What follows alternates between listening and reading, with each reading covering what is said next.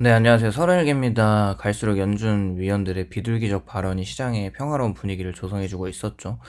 심지어 매파라고 불리는 윌러 위원과 댈러스 연은의 로건이나 여러 이제 매파 위원에서 이제 비둘기 위원으로 이제 돌아온 위원들이 좀 있는 것 같아요. 10년물 4.8%까지 치고 올라간 이후로 이 정도의 장기 금리라고 하면 금리 인상을 더 할 필요가 없겠다는 이야기를 하면서 생각해보면 연준의 파월이나 연준 위원들이 항상 FOMC 말고도 발언들의 흐름을 유심히 보았을 때 단기 금리가 5% 초반까지 움직이지 않는 것과 의도적으로 장기물 금리의 텐트럼을 유발하지 않았나 싶을 정도입니다.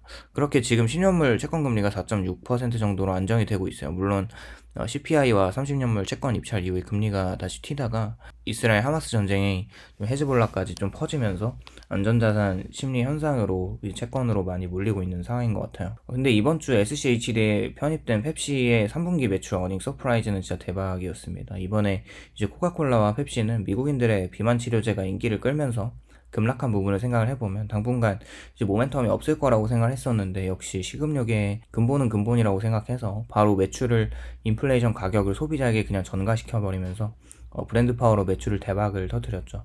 코카콜라는 아마 10월 24일에 어닝 발표가 있는데 펩시의 서프라이즈 이후에 같이 실적이 비슷하게 잘 나올 거라고 생각했는지 같이 분위기 모멘텀을 즐기면서 2% 정도 상승을 했죠. 물론 금리가 안정되지 않고 계속 변동성이 있을 때 배당주들의 메리트는 떨어지기 때문에 매도세가 여전히 이어지면서 상승분을 다 반납하긴 했지만 그래도 근본은 근본이라고 생각합니다. 결국에 저는 개별 주식에 대한 선구안과 어떤 해안을 가진, 그렇게 잘 분별할 수 있는 SCHD 기승전 찬양을 할 수밖에 없는데요.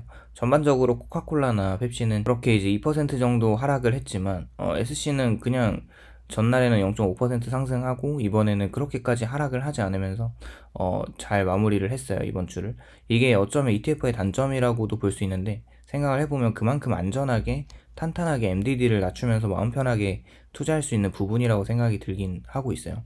SCHD에 대한 걱정을 하지 않는 이유 중에 하나는 요즘 이스라엘 하마스 전쟁으로 인한 중동 전체가 전선이 계속 확대가 되고 있는 그런 불안감, 증시 불안감 속에서 생각을 해보면 에너지 주식을 많이 투자하고 있어요. 물론 전체적으로 보면 퍼센티지가 많진 않지만 한 10% 정도의 섹터가 에너지로 포함되어 있는 부분은 다른 주가 섹터들이 부진할 때 이 부분을 커버해줄 수 있는 포트폴리오이기도 합니다. 현재 상황을 보아하니 이제 하마스의 배후라고 지목되고 있는 이란은 대통령이 직접 나와서 배후가 아니라고 하고 있고, 레바논의 헤즈볼라도 이스라엘 북부 지역을 타격하면서 전쟁을 확산하나 싶더니 레바논 정부에서는 우리는 헤즈볼라가 연관이 없다고, 전쟁 확산에 대한 생각이 없다고 주장하고 있죠. 또 이제 미국 정부는 이제 이란에 동결된 자금을 계속 동결한다고 하니까 이란 입장에서는 그렇게 하면은 전쟁에 참전할 수도 있다는 이런 이야기를 하는 거 보면은 계속 좀 분위기가 심상치 않긴 합니다. 계속 지켜봐야 할 것 같고요. 저는 개인적으로 SC의 주가는 70불이 뚫리면 정말 매수하는데 감사하게 매수하면 된다고 생각하고, 70불대 초반에서부터 지속적으로 모아가면 아주 좋은 가격대라고 생각을 하고 있어요. 물론 무지성으로 월마다 계속 일정 부분을 매수해가는 것도 좋은 방법입니다. 요즘 투자를 하면서 참 드는 생각은, 정말 뉴스도 너무 많고 소음도 많고 리스크도 너무 많고 하는 언론에 너무 기민하게 대응할 필요가 있나 싶습니다. 결국에는 투자가 멘탈 싸움이라는 생각이 들고 있어요, 점점. 물론 엄청난 하락장에서 멘탈이 무너지기도 하지만 그때는 오히려 항상 그랬듯이 바이 더 딥, 저가에 매수하는 용기가 필요하다는 걸 요즘 다시 느끼고 있어요. 사실 투자를 오래 하진 않았는데 공포에 용기를 내서 사는 것이 정말 심리적으로 어렵고 압박감이 심하다고 생각이 들 때가 있어요. 이거 진짜 그냥 다 망하면 어떡하지? 라는 마음에 그런 생각이 한켠에서는 계속 매수 버튼을 누르는데 방해를 하고, 혹은 이제 가지고 있는 주식을 매도를 누르려고 하는 어떤 그런 심리적 작용이 있죠. 그럼에도 기계적으로 매수를 해야 한다고는 생각합니다. 역대 미국 증시 8번 침체 이후에 반등하는 이유는 결국 어떻게든 성장을 지속적으로 유지하려고 하는 시장이 계속 존재할 것이고, 그에 대한 비관론자보단 낙관론자가 결국 돈을 버는 구조 속에서 우리는 살고 있습니다. 요즘 미국 채권 시장은 진짜 패닉 그 자체이죠. 우선 낙관적인 부분을 보려고 해도 미국에서 정부 지출에 대한 각성하지 않고 계속 무분별한 무책임하게 돈을 쓰려고만 하는 태도가 참 안타깝고 그렇습니다. 이게 당장 미국에서 부채를 발행하지만 이 돈이 미국에서 다른 국가들의 돈을 끌어와서 쓰는 행동이거든요. 굉장히 무책임하죠.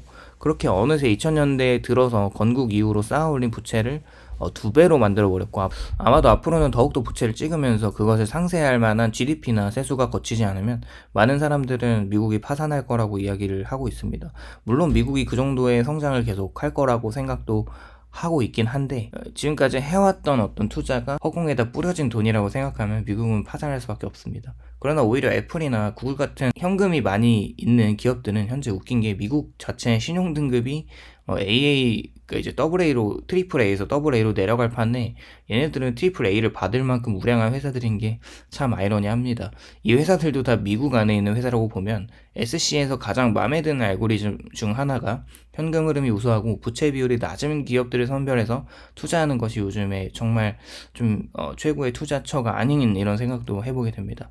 혼란스러운 시장이니까 그렇죠.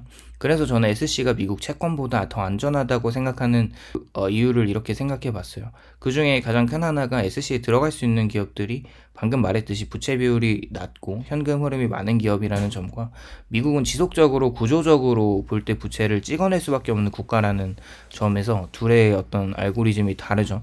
미국은 부채가 많고 그 안에 있는 기업들은 부채가 없다는 것이 좀 웃기긴 한데 그게 현재 상황인 건 사실입니다. 결국 앞으로 향후 지속적으로 어쨌거나 금리가 안정되는 순간까지는 남아있는 수순인데, 혹시나 그렇지 않더라도 중립금리라고 하는 기대 인플레이션이 3%대에 머물러 있다고 해도 돈을 계속 잘 벌고 살아남을 기업들은 계속 잘 살아남을 수 있는 그 어떤 이런 시장이라고 생각을 하고 있고, 어쨌거나 지속적인 비관론이나 긍정론에는 귀를 닫고 기계처럼 꾸준하게 매수하는 게 어렵지만 그걸 해내는 사람들에게는 나중에 후회할 일은 없다고 생각합니다. 오늘도 시청해 주셔서 감사드리고요. 도움이 되셨다면 좋아요, 구독을 부탁드립니다.